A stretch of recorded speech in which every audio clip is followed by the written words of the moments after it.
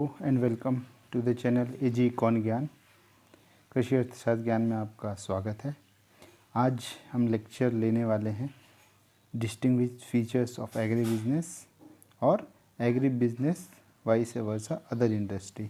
तो आज हम डिफरेंस देखेंगे कि एग्री बिजनेस या हॉर्टी बिजनेस किस प्रकार से अदर इंडस्ट्रीज से भिन्न है। अगर हम देखें तो ऐसे बहुत से अंतर हमें देखने मिलते हैं जो कृषि या उद्यानिकी आधारित उद्योगों को मुख्य उद्योगों से अलग बनाते हैं। और वह क्या क्या है वो हम इस प्रकार देख सकते हैं।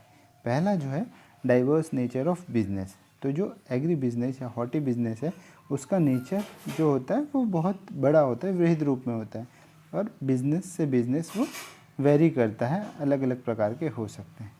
क्योंकि ये बहुत समग्र रूप से समाहित होता है तो इसमें बहुत से लोग इन्वॉल्व होते हैं एग्री बिजनेस सेक्टर या हॉर्टी बिजनेस में। और वे क्या हो सकते हैं, या तो उत्पादक हो सकता है किसान के रूप में, होलसेलर हो सकता है, ब्रोकर्स हो सकते हैं, कमीशन एजेंट्स मंडियों में जो काम कर सकते हैं वो हो सकते हैं, प्रोसेसर्स हो सकते हैं, पैकेजिंग के लोग हो सकते हैं, storage, transportation, financial institute, banks हो सकते हैं, रिटेल और फूड चेन्स। ऐसे बहुत सारे लोग समाहित होते हैं, इसलिए इसका नेचर होता है डाइवर्स नेचर होता है। दूसरा एक्सिस्टेंस अराउंड प्रोडक्शन एरिया, जहाँ हम उत्पादन करते हैं उसी के आसपास केंद्रित होता है एग्री या हॉर्टी बिजनेस। क्योंकि इतने सारे फार्मर्स हैं, उनका उत्पाद है, तो उनको एक स्थान से दूसरे स्थान ले जाना एक बड़ी समस्या होती है कृषि के क्षेत्र में। तो इसको हैंडल करने के लिए जो भी उद्योग लगाए जाते हैं वो कृषि आधारित जो उद्योग होते हैं उन्हीं किसानों के आसपास ये स्थापित किए जाते हैं। Then third, dealing with the farmers and producers.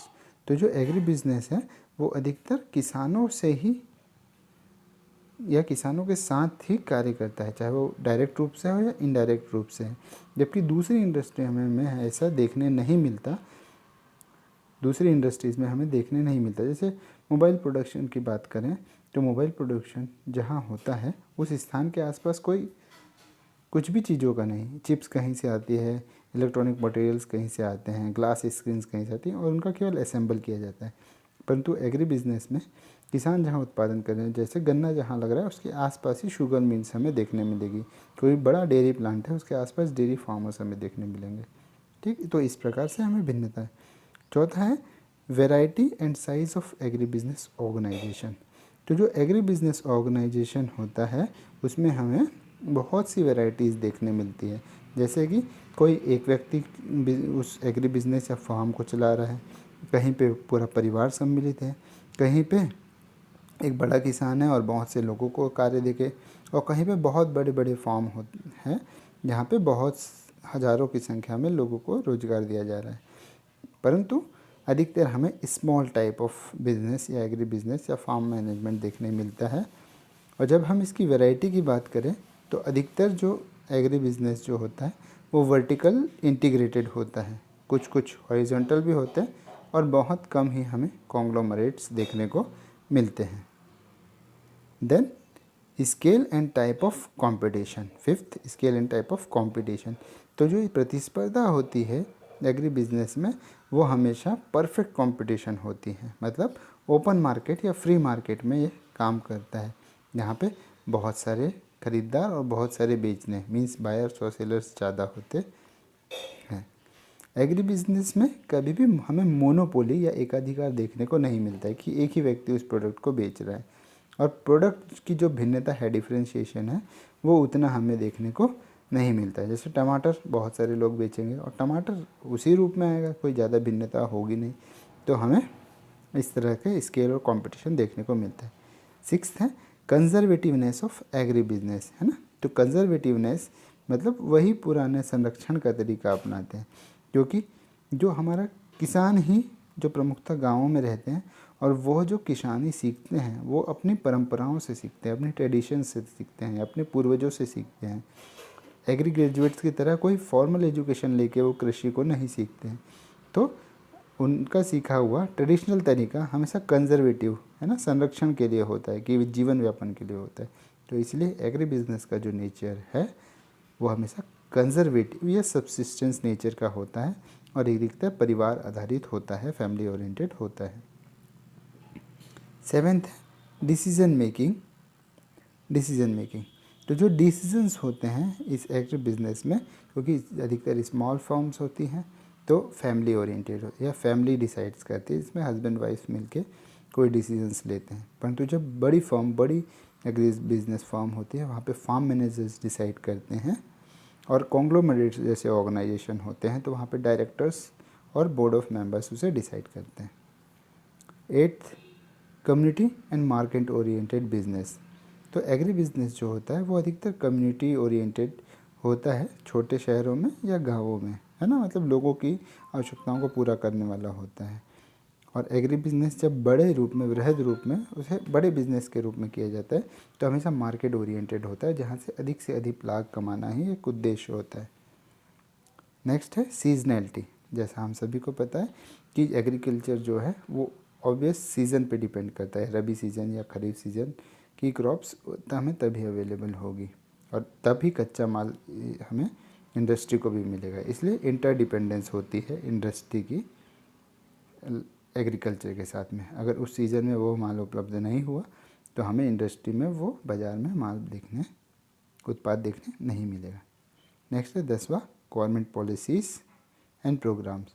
तो सीधे प्रत्यक्ष रूप में गवर्नमेंट के प्रोग्राम्स और पॉलिसी इफ़ेक्ट करती है हमारे एग्री बिजनेस को, है ना।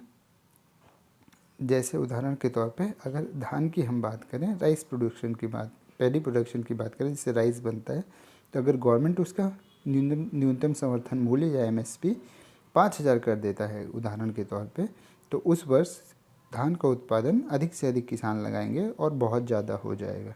इसी तरह अगर उल्टा करते हैं तो उत्पादन कम हो जाएगा। तो पॉलिसी और प्रोग्राम का इस तरह से प्रभाव पड़ता है एग्री बिजनेस पे। एग्री बिजनेस की जब हम बात करते हैं तो और क्या क्या ऐसी चीज़ें हो सकती है जो हमें भिन्न बनाती हैं, तो पॉइंट वाइज देखते हैं। तो एग्रीकल्चर हमेशा मानसून पे डिपेंड करता है, जो हमने बात की सीजन और नेचर के साथ उसका वेरिएशन देखने मिलता है। दूसरा स्मॉल साइज़ ऑफ होल्डिंग, छोटी छोटी भूमि होती है, छोटे छोटे किसान होते हैं। प्राइस फ्लक्चुएशंस, है ना, हमेशा कीमतों का उतार चढ़ाव देखने मिलता है। चौथा बल्कीनेस, है ना, मात्रात्मक रूप में हमेशा ज़्यादा होता है, ट्रांसपोर्ट करने में हमें मात्रात्मक रूप दिखता है। 5वां पेरिसेबल प्रोडक्ट, जल्दी ख़राब होने वाले उत्पाद कृषि में होते हैं। 6th है ग्रेडिंग एंड स्टैंडर्डाइजेशन, है ना, उनकी छटनी करनी होती है, उनका स्वरूप हमें एक स्वरूप अगर दिखे तो बाज़ार में अच्छी कीमतें मिलेगी। फाइनेंसिंग, वित्त की उपलब्धता अधिकतर बैंकों से की जाती है, परंतु कई बार फैमिली एंड अदर पर्सन से भी हो सकती है। Irregular supply of agriculture product, season पे डिपेंड करता है, इसलिए हमेशा वो उत्पाद नहीं मिलते हमें थ्रू आउट द ईयर, जबकि इंडस्ट्रियल प्रोडक्ट में हमें वो मिलते हैं। प्रोसेसिंग, है ना, प्रसंस्करण हम करके उसको अधिक वैल्यू ऐड कर सकते हैं, अधिक हम उससे वैल्यू जनरेट कर सकते हैं।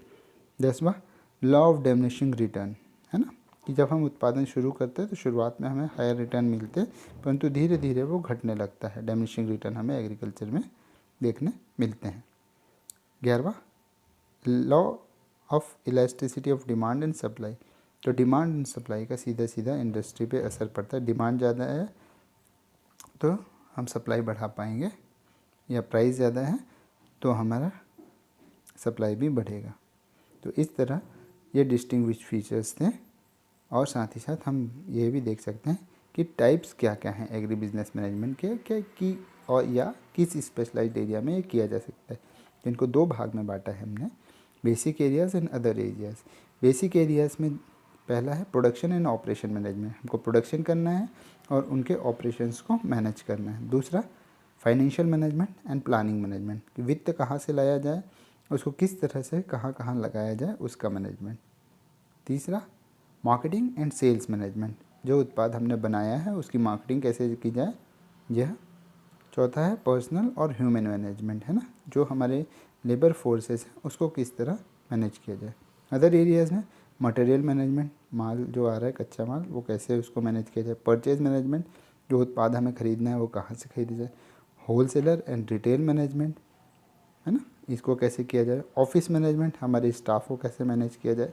फार्म मैनेजमेंट, हमारे फार्म को कैसे manage. Export and import management, अगर हम बाहर भेज रहे हैं तो उसको कैसे नहीं। तो इस प्रकार डिस्टिंग्विश फीचर्स, और ये हैं हमारे types of agri businessman. Hope you like that video. For more video go to the channel, like and subscribe the channel. Thank you.